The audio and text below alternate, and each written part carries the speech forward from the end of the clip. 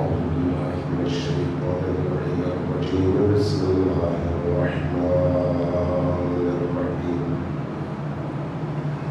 الحمد لله رب العالمين بارئ الخلائق أجمعين والصلاة والسلام على جميع الأنبياء والمرسلين سيما من سمي في الآفاق بأحمد وفي الأرض بأبي القاسم محمد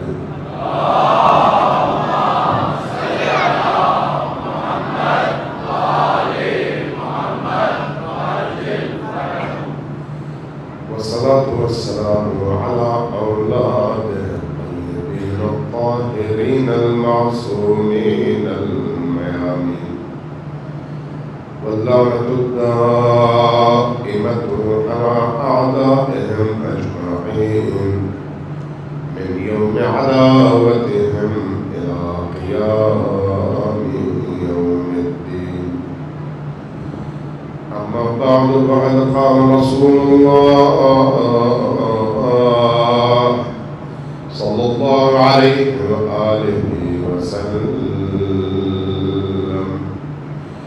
إن لقتل الحسين حرارة في قلوب المؤمنين لا تبرد أبدا صلى الله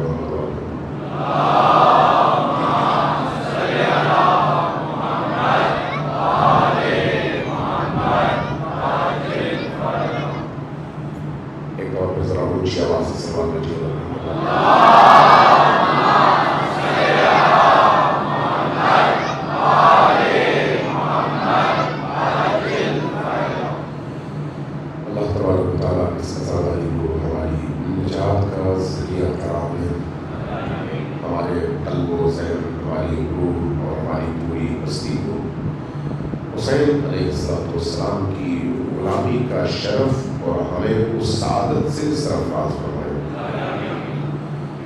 کربلا مکتب انسان سازی ہے۔ کربلا انسانوں کو حیوانیت سے نکال کر انسان بنانے کا مکتب بھی ہے اور درسگاہ بھی ہے۔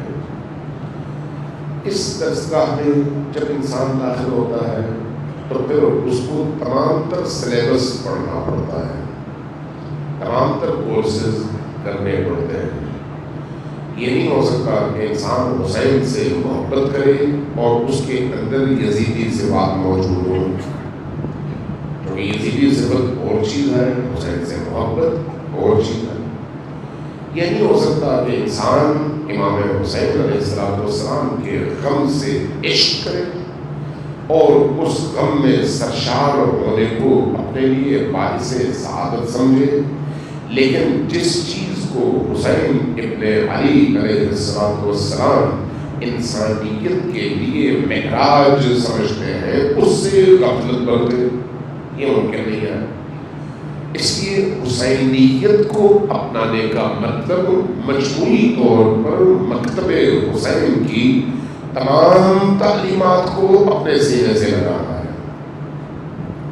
اور جب ہم حسین ابن علی کی تمام تعلیمات کو اپنے سینے سے لگانا چاہتے ہیں اور یہ کام کر پاتے ہیں تو اس کے نتیجے میں ہم پھر دوسرے انسانوں کی طرح سے نہیں رہتے، دوسروں سے ہم مختلف ہو جاتے ہیں۔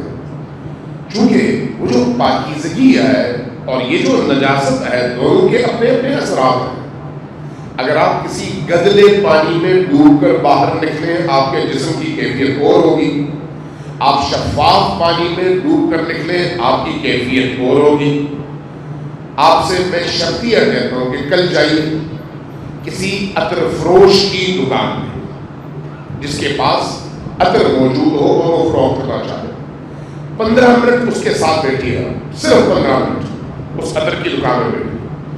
جب آپ اس دکان سے باہر نکل کر اپنے گھر آئیں گے تو آپ کے گھر والے کہیں گے فوری طور پر کہ آپ کون سا عطر استعمال کر کے آ رہے ہیں۔ آپ نے عطر استعمال نہیں کیا، عطر فروش کے ساتھ بیٹھے، چونکہ اس انوائرمنٹ میں بیٹھے اس لیے آپ کے وجود نے، آپ کے کپڑوں نے، آپ کے بدن نے اس عطر کی خوشبو کو اپنے اندر جذب کیا ہے، اور اسی چند منٹ کے بیٹھنے کے نتیجے میں آپ کے اندر خوشبو پیدا ہوئی ہے۔ جب کس کے مقابلے میں اگر کوئی شخص خدا نہ خاصہ 2-4 چرسیوں کے ساتھ بیٹھ جائے جو کش لگا رہے ہیں، 5 منٹ 10 منٹ بیٹھ جائے گا، خود نہ پیے، ان کے ساتھ بیٹھ جائے، جب وہ وہاں سے اٹھ کر آپ کے درمیان میں آئے گا تو آپ فوراً کھٹک جائیں گے، یہ کہیں سے یا چرس پی کر آ رہا ہے یا چرسیوں کے ساتھ رہ کر آ رہا ہے، کیونکہ وہ انوائرمنٹ اس شخص کو بھی متاثر کر رہی ہے اور اس کو دیکھنے والوں کو بھی بتا رہی ہے کہ یہ کس محفل سے اٹھ کر آ رہا ہے۔ یہ جو محفل ہے یہ کون سی محفل ہے؟ یہ خوشبو کی محفل ہے، یہ عطر کی محفل ہے، یہ عشق کی محفل ہے، یہ نور کی محفل ہے، یہ پاکیزگی کی محفل ہے، یہ تقویٰ کی محفل ہے، یہ قرآن کی محفل ہے، یہ حریت کی محفل ہے، یہ نورانیت کی محفل ہے، یہ بلندیوں کی محفل ہے، یہ انسان کی روح کو روح ملکوتی بنانے کی محفل ہے، یہ کثافتوں سے پاک کرنے کی محفل ہے۔ ایسی محفل میں انسان آئے اور جب نکلے تو یہ پتہ نہ چلے کہ اس کے اندر کوئی تبدیلی آئی ہے، تو اس کا مطلب یہ ہے کہ یا آپ اس اثر سے اتنے زیادہ اثر پروف ہو گئے ہیں کہ آپ پر وہ اثر نہیں کر رہا، یا پھر وہ مجلس ایسی ہے جس میں خوشبو نہیں ہے۔ ان دونوں میں سے کوئی اور تیسری صورت نہیں ہے۔ اس لیے جب ہم ان مجالس میں آتے ہیں، ذکر حسین کی محافل میں آتے ہیں اور ان محافل میں بیٹھتے ہیں تو اس کے اثرات ہمارے اندر نظر آنے چاہیے۔ یہی وجہ ہے کہ صادق آل محمد علیہ السلام کی بارگاہ میں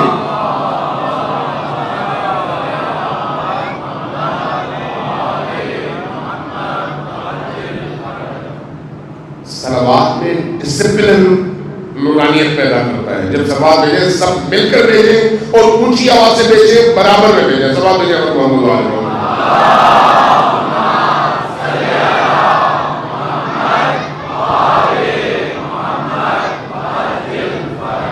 ایک دفعہ پھر صلوات بھیجیں محمد علیہ وسلم۔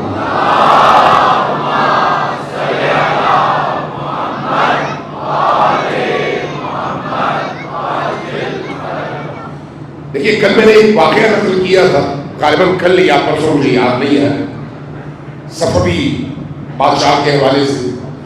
جب آپ کا رول ماڈل حسین ابن علی ہوگا نا تو اس رول ماڈل کو فالو کرنے کے نتیجے میں آپ کے اندر وہ صفات پیدا ہوگی، ممکن نہیں ہے نہ ہو۔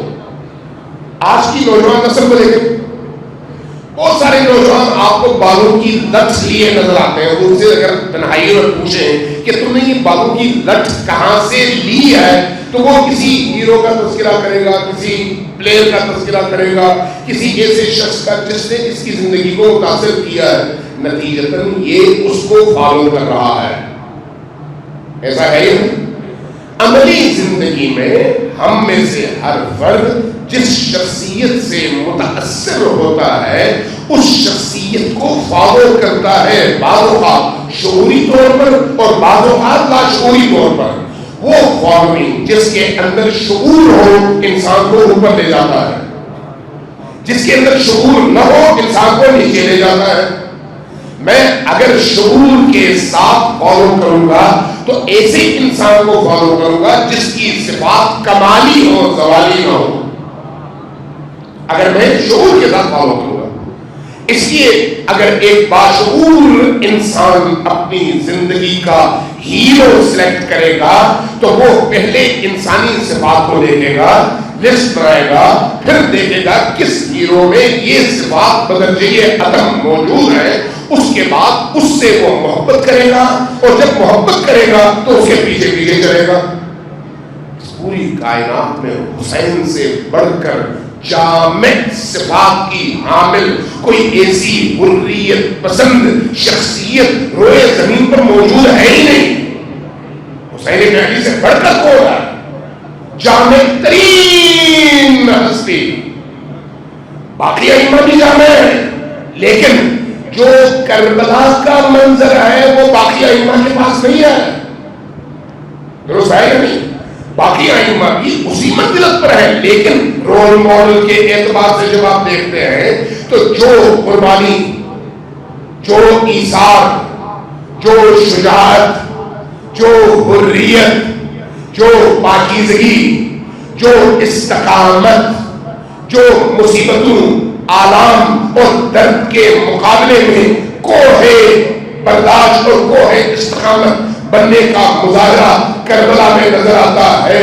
دنیا کے کسی مکتب اور کسی شخصیت میں آپ کو ایسا منظر نظر آتا ہے؟ تو اس سے بڑھ کر جو کربلا کا ہیرو ہے، کہیں اور آپ کو بڑا ہیرو مل نہیں سکتا. اتنے بڑے ہیرو کے ہونے کے باوجود اگر انسان اس دنیا میں کسی ایسے بندے کو اپنا ہیرو بنا لے جو خود نفس اور پلیدیوں کا مرکز ہے، تو پھر یہ جو فالوئنگ ہے یہ شعوری نہیں ہے، یہ حیوانی ہے. حیوانی ہے. انسان اور حیوان میں فرق شعور کا ہے، بدن کا نہیں ہے. بدن کا نہیں ہے. انسان بھی حیوان ہے. انسان بھی حیوان ہے. انسان کے اندر دو طرح کی صفات ہے. کھانا کھاتا ہے، حیوانی صفت ہے. پانی پیتا ہے، حیوانی صفت ہے. غصہ کرتا ہے، حیوانی صفت ہے. دوسروں پر حملہ کرتا ہے، حیوانی صفت ہے. دوسروں کو شکست دینے کے لیے پوری طاقت یوز کرتا ہے، استعمال کرتا ہے، حیوانی صفت ہے. دوسروں کی غلطیوں کو دیکھتے ہی پل پڑتا ہے، حیوانی صفت ہے. درگزر نہیں کرتا، حیوانی صفت ہے. یہ ساری کی ساری حیوانی صفات ہیں. ان حیوانی صفات کے مقابلے میں کیا ہے؟ کھانا کم کھانا اس طرح سے کہ بھوک تو مٹے لیکن حیوان نہ بنے، یہ انسانی صفت ہے.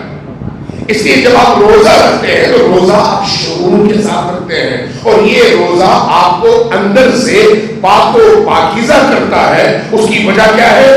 آپ نے بدن کی ضرورت کا اتنا ہی خیال رکھا جتنا اس بدن کو چاہیے. اس کے بعد جو آپ کی توجہات ہیں وہ آپ کی روح کی طرف ہے جو انسانی ہے. لہذا روزہ آپ کو انسان بناتا ہے. درگزر آپ کو انسان بناتا ہے. کسی شخص نے آپ کی شان میں گستاخی کر دی، آپ اس کو اس سے بدلہ لیں تو حیوان ہے، اب وہ درگزر کرے تو انسان ہے. دونوں میں بڑا فرق ہے. وہی انسان ہے، وہی انسان ہے. انسان میں کوئی فرق نہیں ہے، لیکن اس کے افعال، اس کی صفات، اس کے جسم سے صادر ہونے والی حرکتیں بتاتی ہیں کہ اس کے اندر کی روح انسانی کتنی ہے اور حیوانی کتنی ہے. محمد علیہ محمد.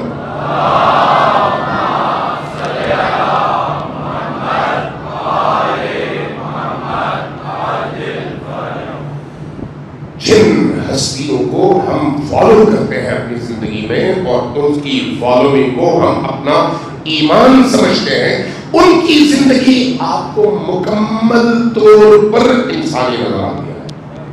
مکمل انسانی. اس لیے کہ اللہ تبارک و تعالیٰ نے جس انسان کی تخلیق پر آپ کی توجہ چاہیے، توجہ ہے یا نہیں ہے؟ جن کی توجہ ہے وہ ذرا اونچی آواز سے سلام بھیجیں.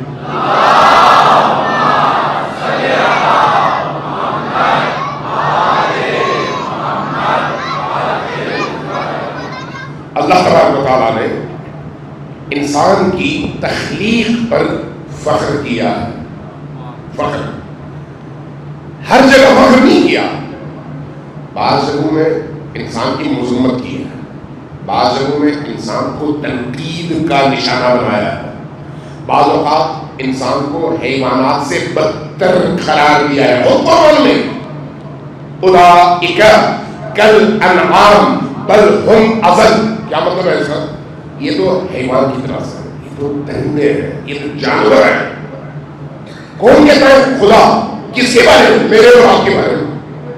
یہ تو جانور ہے، یہ تو درندے ہیں، یہ تو حیوان ہے.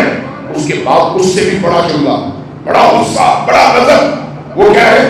بل ہم ازل. نہیں نہیں، یہ جانور نہیں، جانور سے بھی بدتر ہے. کون ہے؟ وہی انسان. دوسری طرف وہی خدا، یہی انسان. لیکن اس انسان کے بارے میں کہتا تبارک اللہ احسن الخالقین. دیکھو میں کیسا عظیم خدا ہوں جس کی خلقت کا شاہکار یہ انسان ہے. وہی انسان. ایک دفعہ خدا اپنی خلقت کا شاہکار اس انسان کو قرار دے کر اپنی اس خلقت پر ناز کرتا ہے، اور دوسری جگہ اسی انسان کو کہتا ہے یہ تو حیوان ہے، یہ تو جانور ہے، جانور سے ہی بدتر ہے. یہ دو کیسے انسان ہیں؟ یہ دو کیسے کردار ہیں؟ ایک طرف یزید ہے اور دوسری طرف حسین ہے.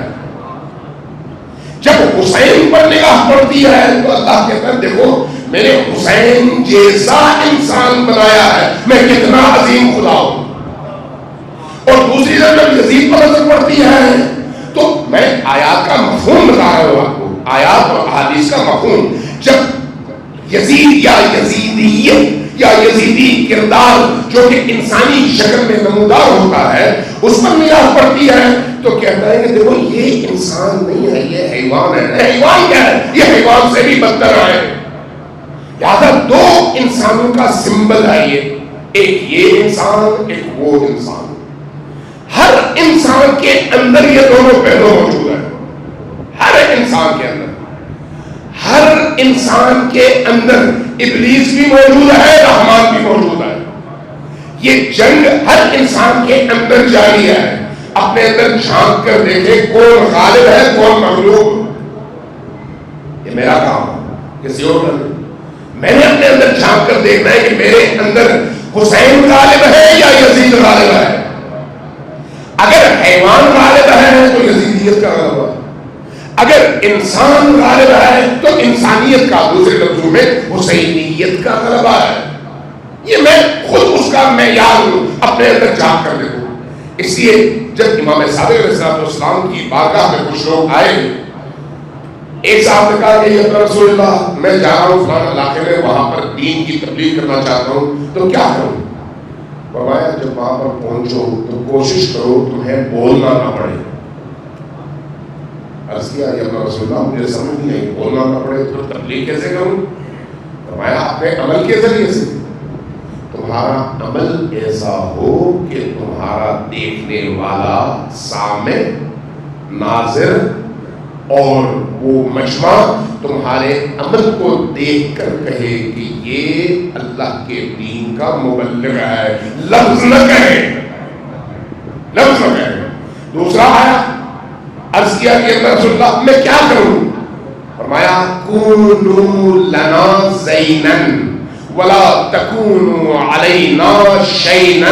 تم ہمارے ہو جی ہم آپ کے ہیں، ہمارے محب ہو جی ہم آپ کے محب ہیں. اگر تم ہمارے محب ہو، تم ہمارے مولائی ہو، تو پھر جب معاشرے میں جاؤ تو ایسا رویہ اپناؤ، ایسا اخلاق اپناؤ کہ تمہیں دیکھ کر لوگ یہ کہیں کہ یہ صادق آل محمد کا شیعہ ہے.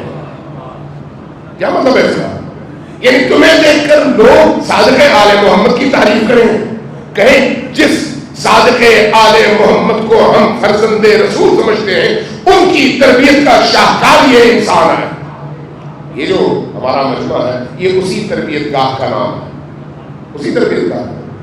اب جو شخص اس تربیت گاہ میں آتا ہے وہ اگر جوان ہے تو اس کے دل کو پاکیزہ ہونا چاہیے، اس کو اپنے بڑوں کا احترام کرنا ہے، اس کو اپنے چھوٹوں پر رحم دل بننا ہے، اپنے نچلے طبقے کو رحم اور ترحم کی نگاہ سے دیکھنا ہے، وہی نگاہ جو اللہ اپناتا ہے اپنی مخلوق کے لیے.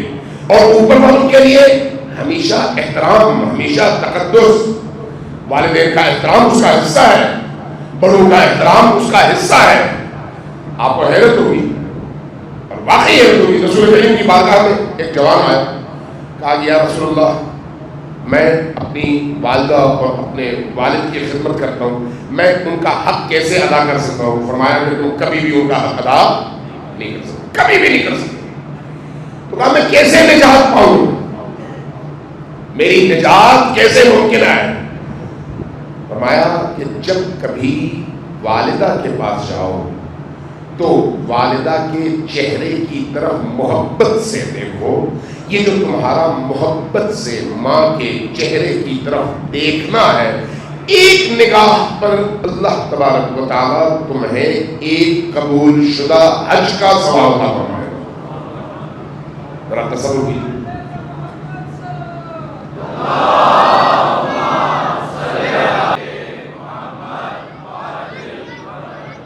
عرض کیا یا رسول اللہ ماں کے چہرے کی طرف دیکھنے کا اتنا ثواب ہے؟ میں ہاں، محبت سے دیکھو، عقیدت سے دیکھو، احترام سے دیکھو، دل میں کدورت نہ ہو۔ جب تم ماں کے پاس جاؤ تو ان کا ہاتھ چومتے ہوئے اپنے اندر جھانک کر دیکھ لو کہ اندر کہیں پر کوئی کدورت محسوس ہوتی ہے یا نہیں ہوتی۔ جہاں کدورت محسوس ہوتی ہے سمجھ جاؤ کہ تمہارے اندر ابلیس ہے۔ جہاں لذت محسوس کرو سمجھ جاؤ کہ ابلیس کا خاتمہ کر چکے ہو۔ پہلا قدم ہے نہیں بڑوں کی عزت اور بڑوں کے احترام پر۔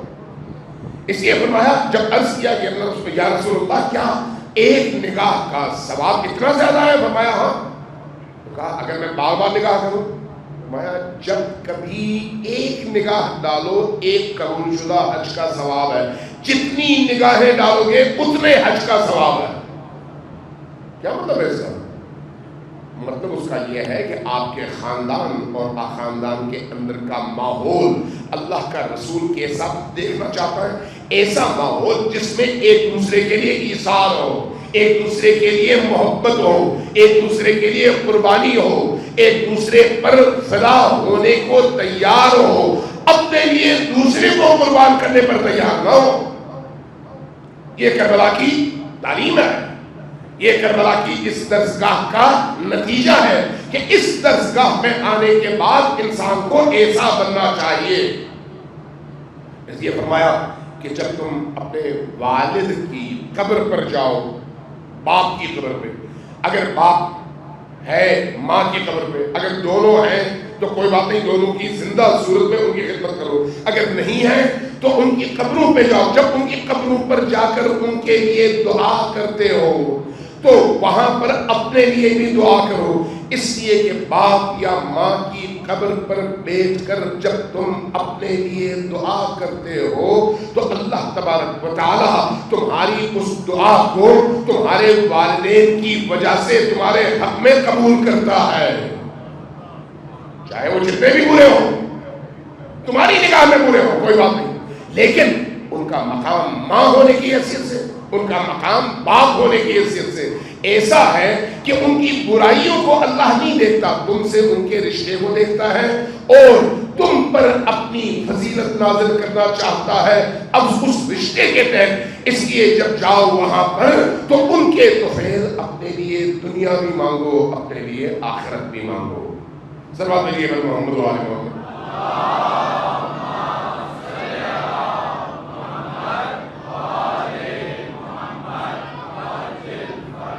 ایک دفعہ پھر ذرا اونچی آواز سے سلوات بھیجیے محمد۔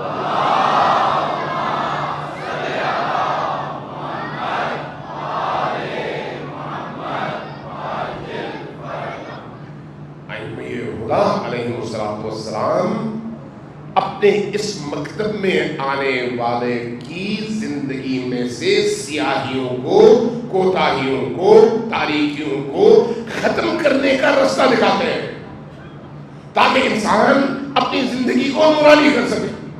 نورانی اس لیے میں نے عرض کیا کہ انسان کی زندگی یک پہلو نہیں ہونا چاہیے کہ وہ صرف نمازیں اچھی پڑھے باقی جگہوں میں نظر نہ آئے، صرف عزاداری ٹھیک کرے باقی جگہوں میں نظر نہ آئے، صرف ماں باپ کی خدمت میں تو نظر آئے باقی کاموں میں باقی دنیا میں نظر نہ آئے۔ نہیں، جامع زندگی، جامع زندگی کیا ہوتی ہے؟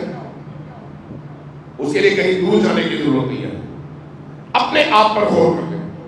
یہ جو آپ خود شکم مادر سے باہر تشریف لائے اور اس کے بعد سے آہستہ آہستہ آپ کی نشو و نما ہوئی، اس نشو و نما میں آپ کا اپنا کوئی ذاتی شعوری کردار ہے یا نہیں ہے؟ کوئی نہیں ہے۔ آپ نے کھانا کھانا تھا، کھانا کھا لیا، پانی پینا تھا، پانی پی لیا، ایکسرسائز کرنے کی وہ کر لی، اور اس کے بعد اللہ تبارک و تعالیٰ کے اس نظام کے تحت آپ کا وجود آہستہ آہستہ پھلتا پھولتا چلا گیا، یہاں تک کہ آپ ایک گبرو جوان بن گئے۔ آپ کا شعوری اس میں کردار کوئی نہیں ہے۔ یہ نظام قدرت ہے۔ اس نظام قدرت میں اللہ تبارک و تعالیٰ نے روح کی اس نشو و نما اور روح کے تکامل کے حوالے سے ہمیں اختیار دیا ہے۔ جسم میں ہم مختار نہیں ہیں، جسم میں ہماری مرضی نہیں چلتی۔ ہم نے کھانا کھانا ہے، جسم نے بڑھنا ہے، ہم نے پانی پینا ہے، جسم نے نشو و نما پانا ہے۔ عمر کے بڑھنے کے ساتھ ساتھ جسم نے ان تمام مراحل کو طے کرنا ہے جو اس کی خلقت کا خاصہ اور اس نظام کا حصہ ہے، اس سسٹم کا حصہ ہے۔ لیکن اگر کسی دن آپ کی یہ جو جسمانی نشو و نما ہے اس میں آپ یہ دیکھتے ہیں آپ کی 2 ٹانگیں ہیں، 2 بازو ہیں، 2 آنکھیں ہیں، ایک منہ ہے، پیشانی ہے، سر کے بال ہیں، انہی مجموعے کا نام بدن ہے۔ لیکن آپ یہ دیکھیں اس بدن کی نشو و نما میں ایک توازن ہے یا نہیں؟ وہ توازن نظر بھی آتا ہے یا نہیں؟ نظر بھی آتا ہے۔ اگر آپ کی ٹانگ صرف 1 انچ دوسرے ٹانگ کی نسبت نشو و نما اس کی یا بڑھ جائے یا گھٹ جائے، آپ اس کے بعد دیکھیں گے آپ لنگڑا کے چل رہے ہوں گے۔ صرف 1 انچ نہیں، زیادہ نہیں۔ یہ جو 1 انچ بھی فرق آنے نہیں دیا، کس نے؟ خدا نے۔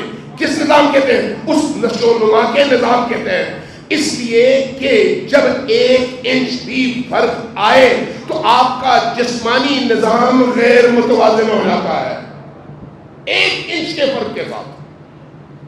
اگر کسی دن کسی بندے کو آپ دیکھیں اس کے سر کے نشو و نما کی رفتار بدن کے نشو و نما کی نسبت یا تیز ہو جائے یا گھٹ جائے، یہ جو شادولے کے چوہے کہا جاتا ہے جن لوگوں کو جن کے سروں پہ کیپ پہنایا جاتا ہے بعض مزاروں میں، اور ان کا سر اتنا سا ہوتا ہے باقی دھڑ باقی انسانوں کی طرح سے ہوتا ہے، ان کو آپ نارمل انسان کہتے ہیں یا ایب نارمل؟ کیا کہتے ہیں؟ ایب نارمل، غیر متوازن۔ اس لیے ان کے ساتھ آپ کی مجالست نہیں ہوتی۔ یہی کیفیت ہماری روح کی ہے، یہی کیفیت ہماری روح کی ہے۔ جب غیر متوازن ہم ہوں گے، ہماری روح کی تربیت میں توازن نہیں ہوگا، تو اس عدم توازن کے نتیجے میں بعض چیزوں میں ہم بہت آگے بڑھ جائیں گے، بعض چیزوں میں بہت پیچھے رہ جائیں گے۔ اور یہی نقص ہے ہماری زندگیوں میں۔ دین جب آتا ہے، اسلام جب آتا ہے، علی اور آل علی کی تعلیمات اور تربیتی نظام جب ہمیں ملتا ہے تو اس تعلیمی اور تربیتی نظام میں ہماری روح کی یہ تربیت بھی متوازن ہے، غیر متوازن نہیں ہے۔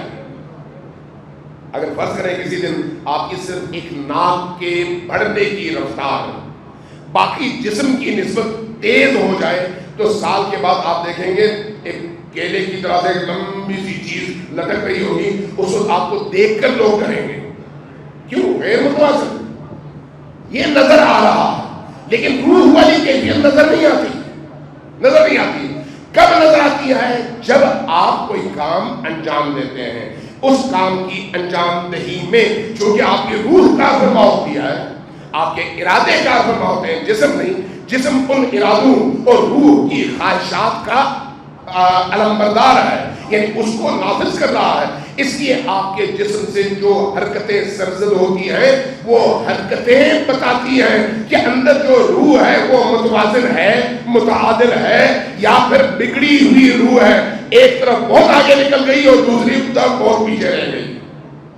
یہ جو کربلا ہے، کربلا کی تعلیمات ہے، عزاداری ہے، نماز ہے، عبادات ہیں، یہ انسان کی اس روح کو، اندر کے انسان کو متوازن بنا کر کمال انسانی کی طرف گامزن کرنے کے لیے ہے۔ صلوات علی محمد۔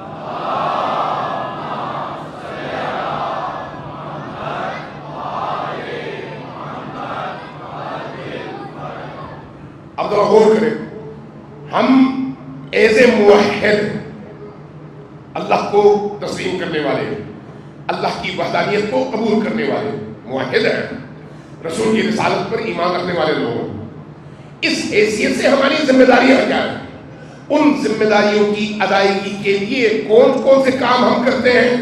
وہ تمام فرائض جن کا کل آپ نے سب نے ایک ایک کر کے نام لیا اور بتایا کہ یہ ہمارے فرائض ہیں، نماز ہے، روزہ ہے، زکوٰۃ ہے، حج ہے، جہاد ہے، امر بالمعروف ہے، نہی عن المنکر ہے، تولا ہے، تبرع ہے، یہ تمام چیزیں اس نظام دین کا حصہ ہیں جس کے تحت ہم نے آگے بڑھنا ہے۔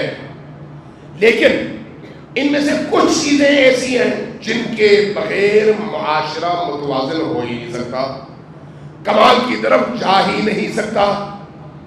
مثال دیتا ہوں، امام باقر علیہ السلام کی ایک حدیث ہے،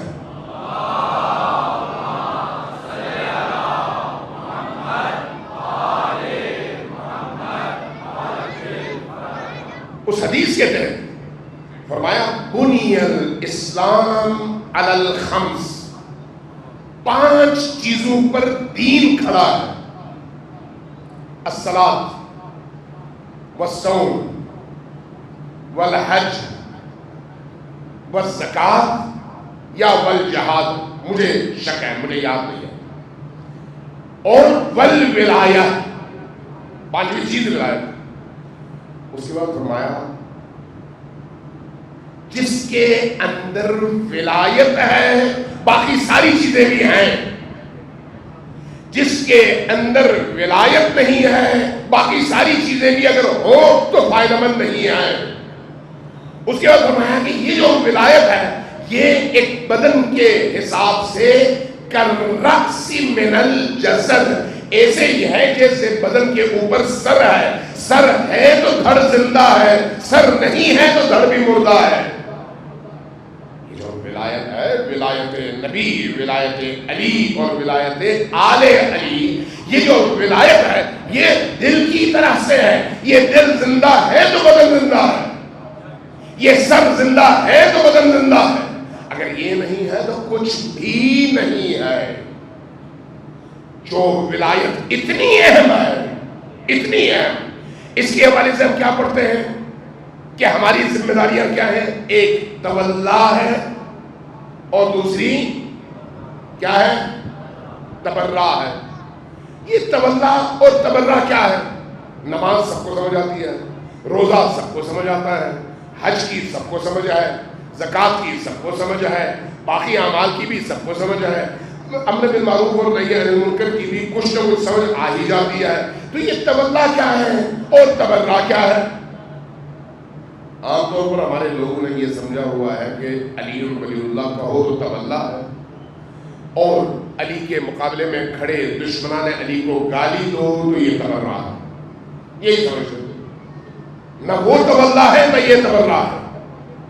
تولا ولایت علی کے دائرے میں داخل ہونے کے بعد علی کی پیروی اور علی کو حق کا امام سمجھ کر، واجب الاطاعہ امام سمجھ کر، مفترض الطاعہ امام سمجھ کر، اس امام کے دیے ہوئے تربیتی نظام کو روح و جان سے قبول کرنا تولا بھی ہے اور مولائیت بھی ہے۔ اگر یہ نہیں ہے تو یا علی ولایت نہیں ہے، یا علی تو ہندو بھی کہتا ہے۔ بھائی میں آپ کو بہت سارے ہندو جوتشیوں اور بڑے بڑے ان کے جو اہل فکر و نظر ہیں اور بعض شعراء ہیں ان کا کلام دکھا دیتا ہوں، وہ کیسے علی کے عاشق ہیں، یا علی یا علی۔ صرف یا علی سے کوئی شخص مولائی نہیں بنتا، صرف یا علی کا نعرہ لگانے سے کوئی شخص علی کی ولایت کے دائرے میں داخل نہیں ہوگا۔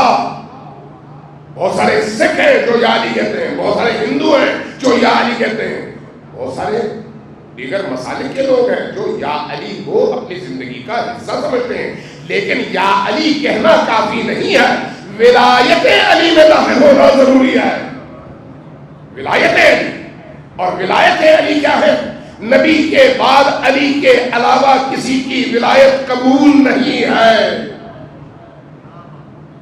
یہ ولایت علی ہے. اور ولایت علی کی قبولیت کا کیا مطلب ہے؟ جو علی نے کہا وہی دین ہے، جو علی نے روکا وہی بے دینی ہے. جس رستے پر علی چلے وہی دین ہے، جس رستے کو علی نے چھوڑا وہی بے دینی ہے. جس سے علی نے محبت کی وہی دین ہے، جس سے علی نے بغض رکھا وہی بے دینی ہے. علی کی ولایت یہ ہے. علی کی ولایت کڑے پہننا نہیں ہے، دشمنان علی کو زنجیریں پہنانا ہے.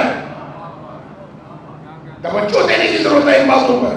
بعض اوقات ہم تعلیمات اہل البیت کو مسخ کر دیتے ہیں. امام حسین علیہ السلام پر ظلم ہوا، کس نے کیا؟ کس نے کیا ظلم؟ یزیدیوں نے. آپ کے بچوں کو زنجیریں پہنائی گئیں، کس نے پہنایا؟ کس نے؟ دشمنان دین نے، یزیدیوں نے. آپ کو بیڑیاں پہنائی گئیں، کس نے پہنایا؟ دشمنان دین نے. جو کام دشمنان دین نے آل علی کے ساتھ کیا وہی کام ہم کریں اپنے آپ کے ساتھ، تو یہ ثواب کا کام کیسے ہو سکتا ہے؟ یہ کیسے ثواب کا کام ہو سکتا ہے؟ ثواب کا کام یہ ہے کہ دشمنان علی نے جو کام آل علی کے ساتھ کیا اس کا انکار کرو اور مقابلے میں کھڑے ہو جاؤ. یہ علی کا کام ہے، یہ آل علی کا کام ہے. یہ آل علی کا رویہ اور ان کی روش ہے کہ دشمن کے کیے ہوئے ہر کام کے مقابلے میں اپنے ان ویلیوز کو زندہ کرو. دشمن نے پردہ چھینا، دشمن نے حجاب چھینا.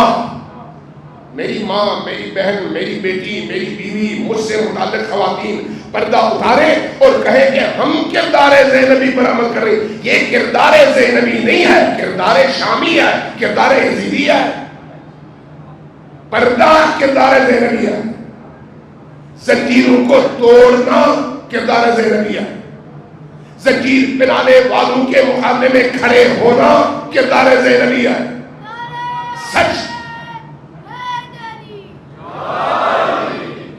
سچ کے ساتھ کھڑے ہو جانا کردار زینبی ہے.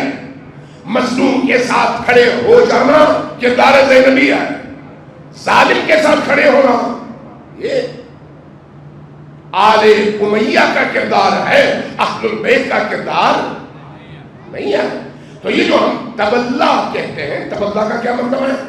علی کی ولایت کو دل و جان سے ماننا، پک اینڈ چوز نہیں. پک اینڈ چوز نہیں. جہاں میرا جی چاہتا ہے وہاں پر میں بھرپور نعرے لگاؤں، اور جہاں پر میرے مفادات کو خطرہ ہو وہاں پر میں کہیں پر نظر ہی نہ آؤں. یہ علی کی مولائیت نہیں ہے. علی کی مولائیت یہ ہے کہ جہاں میری جان کو نقصان پہنچے کوئی بات نہیں، ماں کو نقصان پہنچے کوئی بات نہیں، لیکن علی کا نام سربلند رہے، علی کا کلمہ سربلند رہے، علی کا پرچم سربلند رہے، علی کی تعلیم سربلند رہے، علی کا بیان سربلند رہے. تھوڑی دیر کے لیے سوچیے، تھوڑی دیر کے لیے میں دعوت دے رہا ہوں سوچنے کی، عقل استعمال کرنے کی. تھوڑی دیر کے لیے سوچیے. اگر آپ نے یہ واقعہ سنا ہوگا کہ نبی کا امیر المومنین کے دور میں عقیل تھا، کوئی اور تھا، کوئی شخص آیا امیر المومنین کی بارگاہ میں، کچھ مانگا. امیر المومنین نے فرمایا کہ نہیں، یہ بیت المال کا میں اپنا دے نہیں سکتا. اور اس کے بعد امیر المومنین نے ایک کام کیا.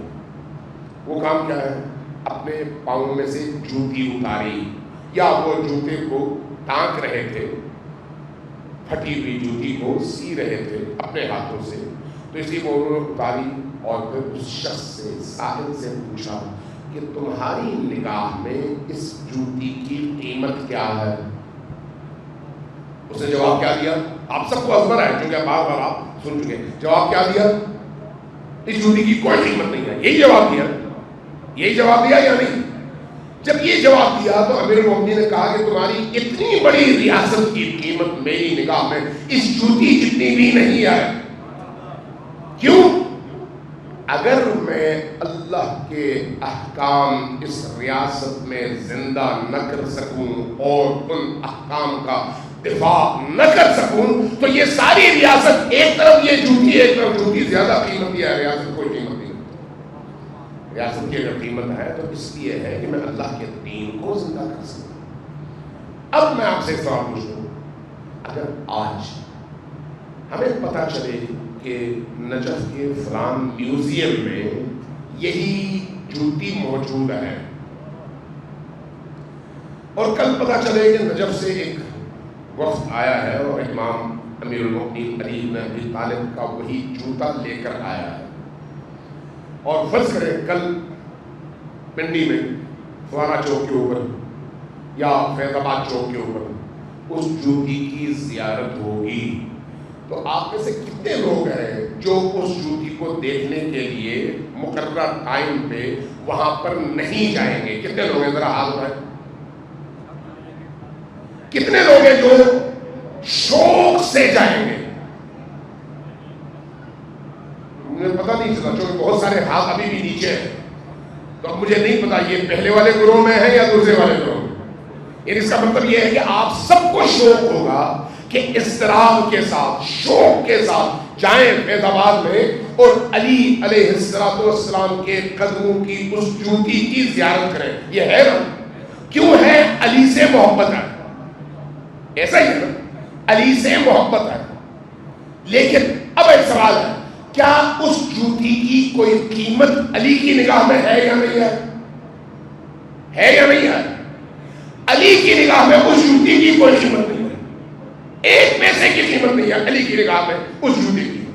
لیکن علی نے جو خطبہ مسجد کوفہ کے منبر سے ارشاد فرما کر انسانوں کو ہدایت کا رستہ دکھا کر آنکھوں سے اشک بہاتے ہوئے، فریادیں کرتے ہوئے لوگوں کو کہا کہ یہ کرو اور یہ نہ کرو، کیا اس خطبے کی قیمت علی کی نگاہ میں ہے یا نہیں ہے؟ ہے یا نہیں ہے؟ علی کی زندگی کا حاصل یہ خطبات اور ہدایات ہے یا وہ جوتی؟ کون سی ہے؟ یہ ہدایت ہے، چونکہ علی انسانی معاشرے کو ہدایت کے اس کمال تک پہنچانا چاہتے ہیں، اس لیے علی کا کلام قرآن کی تفسیر ہے، علی کا خطبہ قرآن کی تفسیر ہے، علی کا کلام اور علی کی گفتگو، علی کے مطلوبات، علی کے جملات قصار انبیاء کی تعلیمات کا نچوڑ ہے۔ تو گویا علی کو پہچاننے کے لیے صورت نہ دیکھو، علی کا کلام دیکھو۔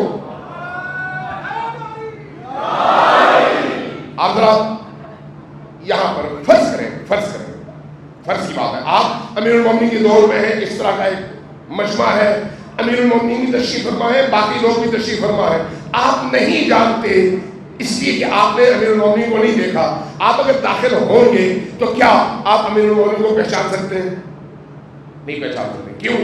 اس لیے چہرے کے اعتبار سے باقی لوگوں کی طرح سے، لباس کے اعتبار سے باقی لوگوں کی طرح سے، تو اس کا مطلب ہے جسم کا ظاہر انسان کی معرفت کا ذریعہ نہیں ہے۔ کون سی چیز اس کی معرفت کا ذریعہ ہے؟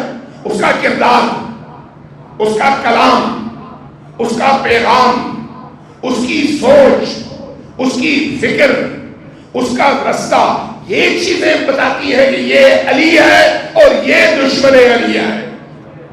ایسا ہے یا نہیں؟ اب آپ سے ایک سوال کرتے ہیں، امیر المؤمنین نے خوارج کے مقابلے میں، امیر المؤمنین نے ناقصین کے مقابلے میں، امیر المؤمنین نے نہروانیوں کے مقابلے میں، امیر المؤمنین نے اہل صفین کے مقابلے میں جو پیغام دیا، وہ پیغام علی کی شناخت کا ذریعہ ہے یا نہیں ہے؟ ہے یا نہیں؟ اس کی قیمت ہے یا نہیں؟ علی کی زندگی کا حاصل آیا یہی کلام اور یہی پیغام انسانیت کے نام ہے یا نہیں؟ اب یہ کہاں اور وہ جوتی کہاں؟ بات درست ہے؟ یہ کلام جو انسان علی کی زندگی کا حاصل ہے، یہ کہاں اور وہ جوتی کہاں جس کی علی کی نگاہ میں کوئی قیمت نہیں ہے؟ لیکن یہ جو کلام ہے آپ سب کے گھروں میں ہے، نہج البلاغہ کی صورت میں کتنے لوگوں نے نہج البلاغہ اٹھا کر آج تک کوئی ایک خطبہ پورا پڑھا ہے کہ میں دیکھوں تو صحیح جس علی سے میں عشق کرتا ہوں اور اس کے نام پر سر کٹانے کو تیار ہوں، اس علی نے مجھ سے کیا کہا ہے؟ کتنے لوگ ہیں جنہوں نے نہج البلاغہ پورا پڑھ کر سمجھنے کی کوشش کی ہو کہ میرا مولا، میرا علی، میری روح، میری جان، میری ہستی کا مالک، میری پوری ہستی کا مالک وہ علی جس کے ایک اشارے ابرو پر میرا پورا خاندان مٹ جائے تو مجھے فخر ہوگا، خوشی ہوگی۔ وہ علی مجھ سے کیا چاہتے ہیں؟ جوتی کی تلاش میں ہم فیض آباد جائیں گے، لیکن گھر میں اس علی کا کلام موجود ہے، اس کو کھول کر پڑھ کر پہچاننے کی کوشش نہیں کریں گے کہ علی مجھ سے چاہتے کیا ہے۔ یہ مولائیت نہیں ہے۔ مولائیت یہ ہے کہ میں علی کو اس کی شناخت کے ساتھ، ان کے پیغام کے ساتھ اپنی روح میں اتار کر یہ بتا سکوں کہ میں اس علی کا پیروکار ہوں جس کا خطبہ بتاتا ہے کہ اس دنیا میں جینا کیسے ہے، مرنا کیسے ہے۔ صلوات بھیجئے محمد و آل محمد۔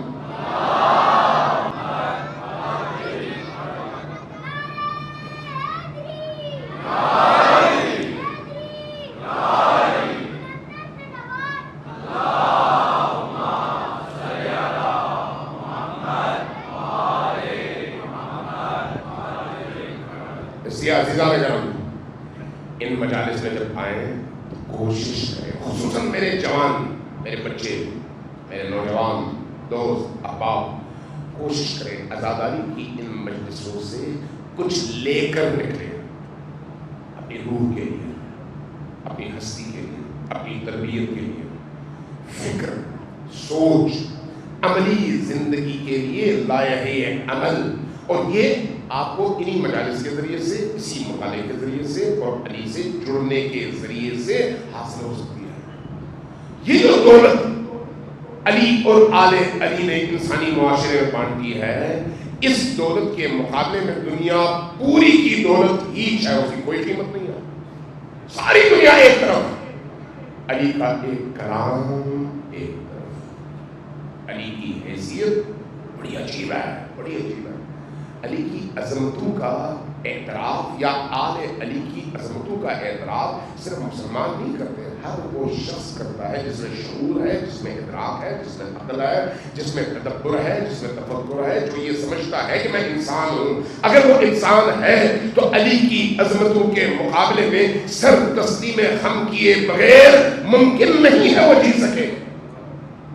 علی اس عظمت کا نام ہے، علی اس عظمت کا نام ہے۔ میں نے یہ واقعہ وہاں پر بھی عرض کیا تھا، میں آپ سے آج عرض کر دیتا ہوں۔ جارج چوداک آپ کے اس عرب دنیا میں ایک بہت بڑا نام ہے، بہت بڑا نام، عیسائی ہے، مسیحی ہے۔ اس نے ایک جگہ یہ جملہ لکھا ہے، کہتا ہے کہ تاریخ عجیب ہے اور علی عجیب تر، علی عجیب تر۔ وہ لکھتا ہے کہ علی وہ شخصیت ہے جس کے دشمنوں نے علی کے فضائل کو دشمنی اور بغض کی وجہ سے چھپایا، اور علی وہ شخصیت ہے جس کے دوستوں نے اس دور میں اپنی جان کے خوف کی وجہ سے ان کے فضائل کو محدود رکھا، اپنے تک محدود رکھا۔ دونوں نے کوشش کی علی کے فضائل چھپے، دوست نے جان کے خوف سے، دشمن نے بغض اور عداوت کی وجہ سے۔ لیکن وہ علی اللہ کی نگاہ میں اتنا بڑا ہے کہ دوستوں اور دشمنوں کے ان کوششوں کے باوجود اس اللہ نے علی کے فضائل کو اتنا عام کر دیا ہے کہ جہاں دیکھو علی کی فضیلت نظر آتی ہے، علی کی فضیلت نظر آتی ہے۔ کیوں؟ اس لیے کہ علی ہے ہی ایسا، علی اتنی عظیم ہستی ہے، صرف علی نہیں، آل علی سب کے سب۔ اس لیے جارج چوداک کہتا ہے کہ میں نے جب علی کی زندگی کے ان پہلوؤں کا مطالعہ کیا تو میں نے ایک کتاب لکھی، اس کتاب کا نام میں نے رکھا صوت العدالت الانسانیہ، اس کتاب کا عربی میں اردو میں بھی ترجمہ ہوا ہے، فارسی میں بھی ہوا ہے، عربی میں کتاب موجود ہے، انگریزی میں بھی اس کا ترجمہ ہو چکا ہے۔ عجیب ہے کتاب، تقریباً کوئی 800 صفحوں کی کتاب ہے۔ وہ کہتا ہے جب میں نے یہ کتاب لکھی تو چلا گیا پبلشرز کے پاس اور ہر ایک سے درخواست کی کہ میں یہ کتاب چھاپ دوں۔ میں گمنام آدمی تھا، کوئی مجھے جانتا نہیں تھا، کسی پبلشر نے انویسٹ کرنے پر آمادگی ظاہر نہیں کی۔ وہ یہ دیکھتے رہے بھائی یہ کتاب کون خریدے گا، ہماری انویسٹمنٹ ایسے ہی ضائع ہو جائے گی، کسی نے کتاب چھاپی نہیں۔ نتیجتاً میں گھر واپس آیا بڑا پریشان، ایک عرصے میں نے محنت کی ہے، کتاب تیار ہے، چھاپنے کو تیار کوئی نہیں ہے۔ کہتا ہے اتوار کے دن میں چلا گیا چرچ میں جا کر میں نے جہاں پر مسیحی حضرات آ کر حضرت عیسیٰ کی تصویر کے سامنے، مجسمے کے سامنے عبادت کرتے ہیں، تو میں بھی جا کے وہاں پر گریہ وزاری کی، عبادت کی، کچھ دیر گزری، باقی لوگ سارے چلے گئے، میں اکیلا رہ گیا، بیٹھا ہوا پریشان بیٹھا تھا۔ اس اسنا میں جو وہاں کا پادری تھا وہ آیا میرے پاس، کہا کہ بیٹا تم کیوں پریشان ہو؟ میں نے کہا کہ فادر میں نے یہ کتاب لکھی تھی، یہ کتاب چھاپنا چاہ رہا ہوں، کوئی مجھے مدد نہیں دیتا، کوئی میری کتاب چھاپتا نہیں ہے، اس لیے پریشان ہے۔ اچھا آؤ میرے ساتھ، اس کو اپنے ساتھ لے کے اندر گیا۔ کہا کہ ہمارے چرچ کا ایک فنڈ ہے، اس فنڈ میں ہم خیر اور نیکیوں کے کام کرتے ہیں، یہ پیسے لے لو اور جا کر کتاب چھاپ دو۔ کہتا ہے میں نے کتاب کے پیسے لیے، جا کر چھاپ دی، کتاب چھپ کر مارکیٹ میں آئی، علماء کے ہاتھوں میں آئی، مسلمانوں کے ہاتھوں میں، مسیحیوں کے ہاتھوں میں، تو آنن فانن کتاب نے اتنی شہرت پکڑی کہ کتاب فوراً بک گئی، ختم ہو گئی۔ کتاب جب ختم ہو گئی تو مجھے کئی برابر کئی گنا پیسہ مل گیا۔ وہ پیسے لے کے میں نے جو میرے پیسے تھے وہ الگ کیے، جو پادری نے پیسے دیے تھے اس فادر نے، تو وہ پیسے الگ کیے کہ اب جا کر ان کی امانت ان کو لوٹا۔ کہتا میں چرچ میں گیا، ان کو آواز دی، وہ آئے، میں نے کہا یہ آپ نے میری مدد کی، بہت بہت شکریہ، اب میں بے نیاز ہوں، میرے پاس پیسے ہیں، اب میں کتاب چھاپ دوں گا خود ہی، یہ پیسے آپ لے لیجیے۔ تو اب جو چرچ کے اس فادر نے، اس پادری نے رویہ دکھایا وہ بڑا عجیب تھا۔ اس نے کہا کہ نہیں یہ پیسے ہم نہیں لیتے، جاؤ دوبارہ کتاب چھاپو، کم قیمت پہ چھاپو، زیادہ لوگوں تک پہنچاؤ۔ جب اس نے یہ کہا تو مجھے بڑی حیرت ہوئی۔ میں نے کہا کہ فادر میں پہلی دفعہ آیا تھا ایک کرسچن کی حیثیت سے، مجبور تھا، آپ نے میری مدد کی، اب میں مجبور نہیں ہوں، اب آپ کیوں یہ پیسے لے نہیں رہے؟ جواب میں کہا کہ تم یہ بتاؤ کہ تم نے علی پر یہ کتاب کیوں لکھی ہے؟ میں نے عرض کیا کہ میں نے انسانی تاریخ کو پڑھا اور یہ دیکھا کہ علی سے بڑا انسان کوئی نہیں آیا، علی کی ذات میں جو صفات ہیں وہ کہیں اور مجھے نظر نہیں آئے، اس لیے میں نے علی پر یہ کتاب لکھی۔ تو کہا کہ میں نے بھی مطالعہ کیا ہے اور میں نے بھی یہی نتیجہ اخذ کیا ہے کہ علی سے بڑا انسان کوئی آیا نہیں ہے، اور اس کی مثال یہ ہے، یہ پادری کہتا ہے کہ حضرت عیسیٰ مسیح کے دور سے لے کر آج تک جہاں جہاں مسیحی اور عیسائی حکومتیں قائم ہوئی ہیں وہاں پر عیسائی اور مسیحیوں کو وہ حقوق نہیں ملے جو حقوق علی نے اپنے 4 سالہ دور اقتدار میں ہم مسیحیوں کو دیے تھے۔ علی وہ ہے جو مسلمان ہوتے ہوئے ہم مسیحیوں کو اس نے وہ حق دیا جو عیسائی حکمرانوں نے نہیں دیا، اس لیے جاؤ علی پر یہ کتاب لکھو، چھاپو، زیادہ سے زیادہ لوگوں تک پہنچاؤ تاکہ پتہ چلے کہ علی کون ہے۔ ہم اس علی کے ماننے والے ہیں، ہم اس علی کے فالوورز ہیں، وہ علی جو ہمارے مخالفین کی زبان میں بھی اس کا نام لیتے لیتے وہ زبانیں تھکتی نہیں ہیں۔ جب اتنا عظیم ہیرو ہماری زندگی میں موجود ہے تو پھر ہم ادھر ادھر کیسے جائیں؟ تو ولایت اس علی کی فالوئنگ کا نام ہے، اس علی کے پیچھے چلنے کا نام ہے، اور تولا اس علی کو اپنے دل میں بسانے کا نام ہے، اس علی کے ساتھ جینے کا اور اس علی کے نام کے ساتھ مرنے کا نام تولا ہے۔ اب اس کے مقابلے میں تبرہ کیا ہے؟ عام طور پر ہم کہتے ہیں یا لوگ کہتے ہیں کہ تبرہ یعنی علی کے دشمنوں اور آل محمد کے دشمنوں کو گالیاں دینا، برا بھلا کہنا۔ نہیں بھی، تبرہ یہ نہیں ہے۔ سنی حضرات بھی اپنے ذہنوں سے یہ خیال نکال دیں شیعہ حضرات بھی یہ چیز اپنے ذہنوں سے نکال دیں، اس لیے کہ نمبر 1 گالی دینا مکتب اہل البیت میں جرم ہے، حرام ہے، اور اس بات کی اجازت نہ ائمہ دیتے ہیں، نہ اللہ دیتا ہے، نہ نبی دیتے ہیں، اور نہ ہی ائمہ دیتے ہیں۔ گالی کی اجازت کوئی نہیں ہے، تو تبرہ گالی نہیں ہے۔ تبرہ کیا ہے؟ تبرہ قرآن میں دیکھیں کہ کیا ہے۔ قرآن میں حضرت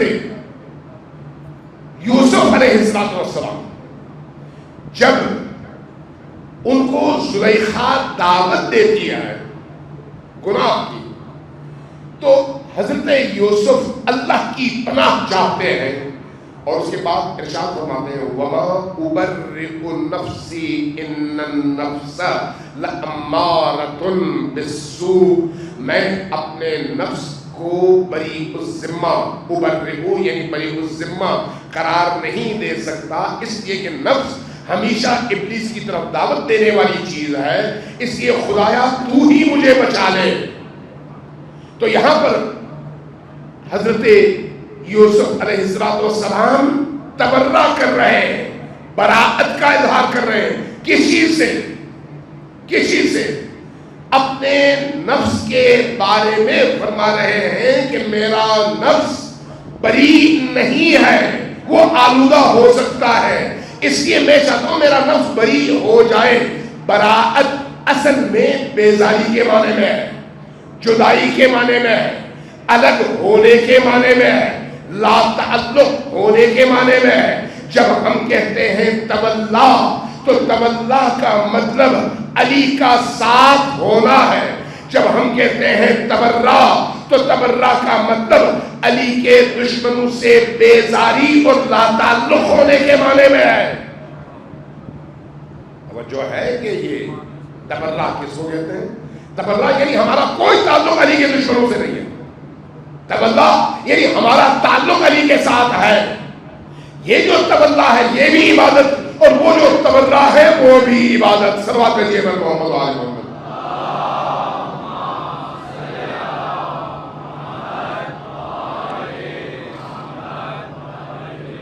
ایک اور پھر صلوات پڑھیے محمد و آل محمد۔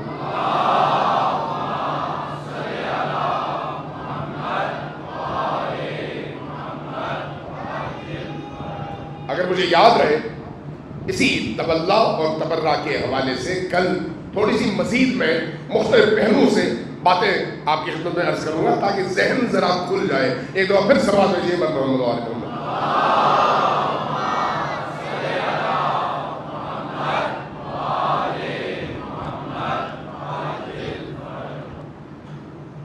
عزیزان اکرام، یہ جو ایام ہیں، یہ ایام بڑے عجیب ہوئی ہیں۔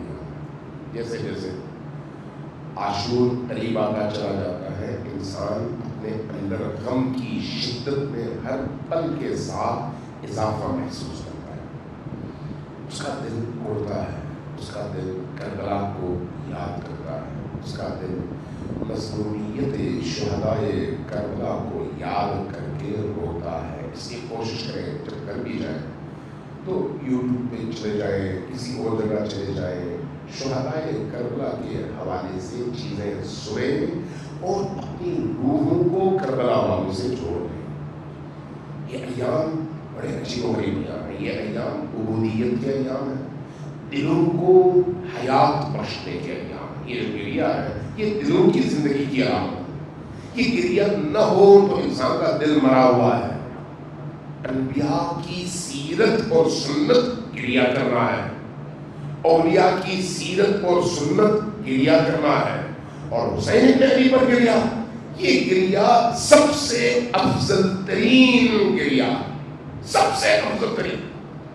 یہ ایام اور یہ راتیں حضرت علی اصغر کی رات ہے۔ کون علی اصغر؟ وہ علی اصغر جس کو معصوم نے باب الحوائج کہا ہے۔ باب الحوائج کا کیا مطلب ہے؟ اگر کسی کی کوئی حاجت ہے تو اس دروازے پر جا کر دستک دے، اس کی حاجت اس کو اس دروازے سے ملے گی۔ یہ نہ دیکھیں شش ماہ ہے، یہ دیکھیں اس کا دروازہ کتنا بڑا ہے۔ 3 ہستیاں ایسی ہیں جن کے بارے میں ائمہ معصومین نے ان کو یہ لقب دیا ہے باب الحوائج کا۔ 3 شخصیات، ان میں سے ایک شخصیت امام موسیٰ بن جعفر علیہ السلام، دوسری شخصیت حضرت عباس علمدار۔ ان دونوں کے دروازوں سے کوئی بھی شخص خالی ہاتھ واپس نہیں لوٹتا۔ اور تیسرا دروازہ معصوم علی اصغر کا دروازہ ہے۔ اس دروازے پر کوئی پہنچے تو اس کا دامن خالی نہیں رہتا، چاہے کوئی بھی ہو، عورت ہو، مرد ہو، ماں ہو، بہن ہو، بیٹی ہو، بے اولاد لوگ ہوں، اس دروازے پر جا کر مانگے، دیکھیں کس طرح سے یہ دروازہ کھلتا ہے اور آپ کو عطا ہوتی ہے۔ عاشور کے دن حضرت امام حسین علیہ السلام تمام اپنے ساتھیوں کی شہادتیں دیکھنے کے بعد جب میدان کارزار میں آئے تو چاروں طرف دیکھا، کہیں پر عباس پڑے ہیں، کہیں پر علی اکبر پڑے ہیں، کہیں پر شہزادہ قاسم ہے، کہیں پر اور محمد ہے، کہیں پر اصحاب حسین ہے۔ چاروں طرف دیکھا، اب حسین کا ساتھ دینے والا کوئی بھی نظر نہیں آ رہا۔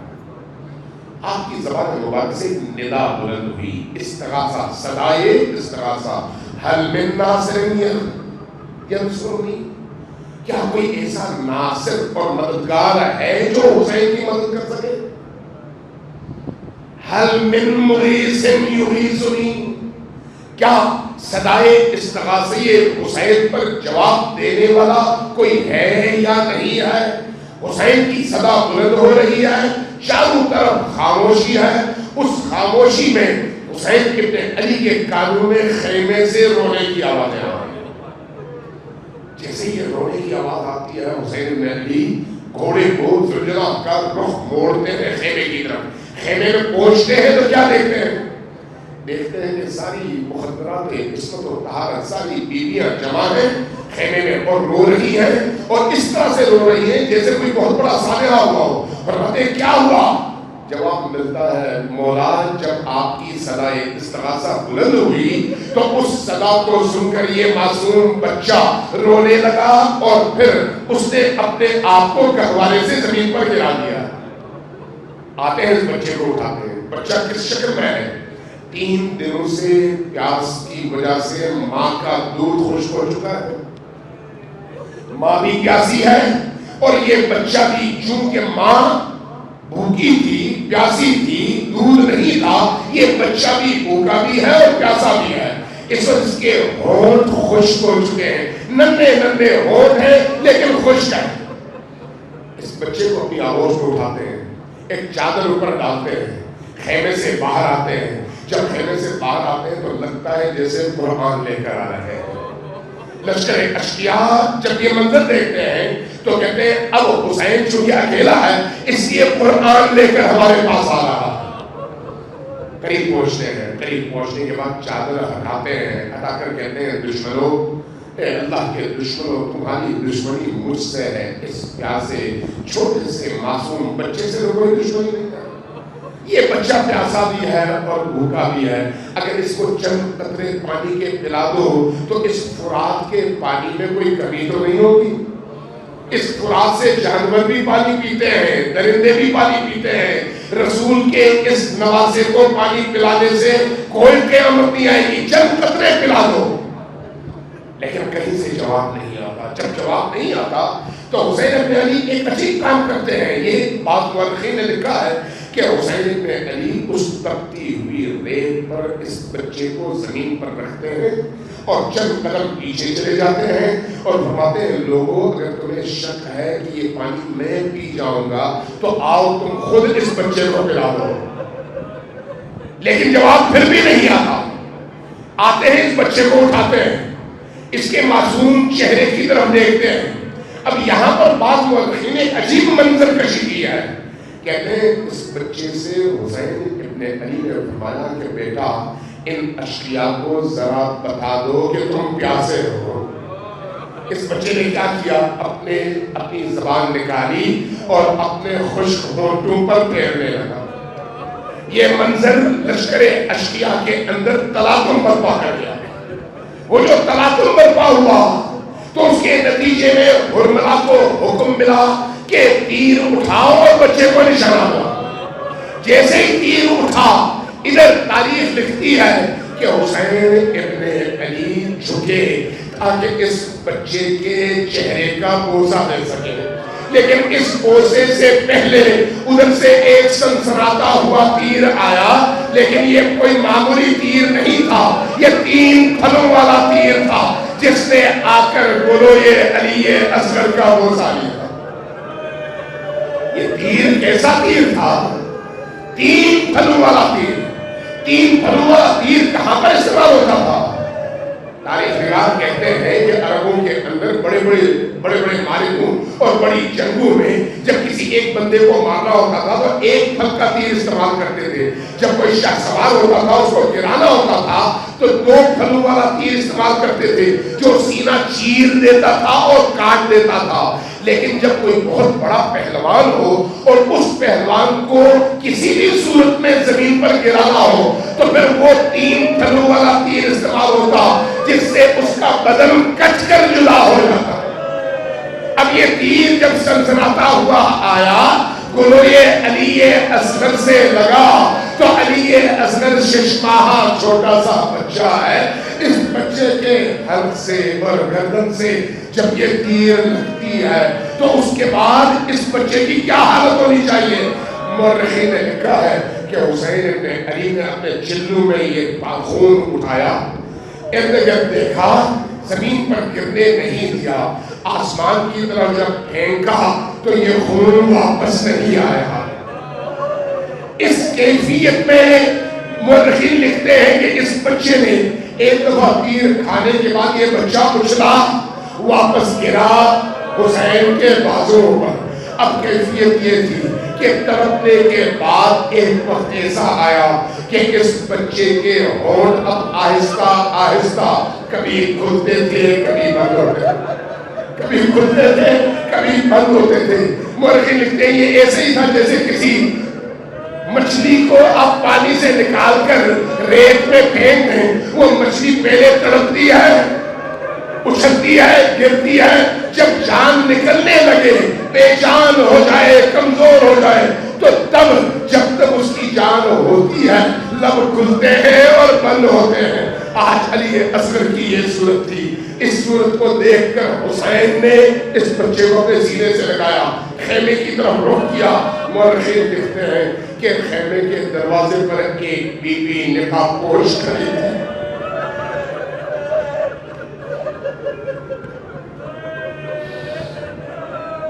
ایک نقاب پوش بی بی کھڑی تھی، ان کی نگاہ حسین کے بازوں پر۔ حسین آگے بڑھے لیکن بی بی کھڑی رہی۔ جب یہ منظر دیکھا حسین رک گئے، رخ موڑ لیا۔ پھر جب دوبارہ رخ کیا، بی بی کھڑی ہے، اشارہ کیا بی بی اندر جائیں۔ مورخین لکھتے ہیں کہ حسین ابن علی بڑی مشکل سے قدم اٹھا کر خیمے کے قریب آئے، لیکن جب قریب آئے تو اس بچے کی ماں کا چہرہ سامنے آیا، واپس پلٹ گئی۔ کہتے ہیں کہ 6 بار حسین خیمے کے قریب آئے، واپس پلٹ گئے۔ 7ویں بار ہمت کی خیمے کے دروازے پر آئے، پردہ ہٹا۔ جیسے ہی اندر داخل ہوئے تو اس ماں نے اپنے اس گردن کٹے بچے کے چہرے کی طرف دیکھا اور آواز دی۔ یہ آواز کیا ہے؟ عجیب جملہ ارشاد فرمایا امثلک ینہر یا بنیا، اے میرے ننھے سے نونہال بچے، کیا اتنے سے ننھے سے بچے کو اونٹ کی طرح سے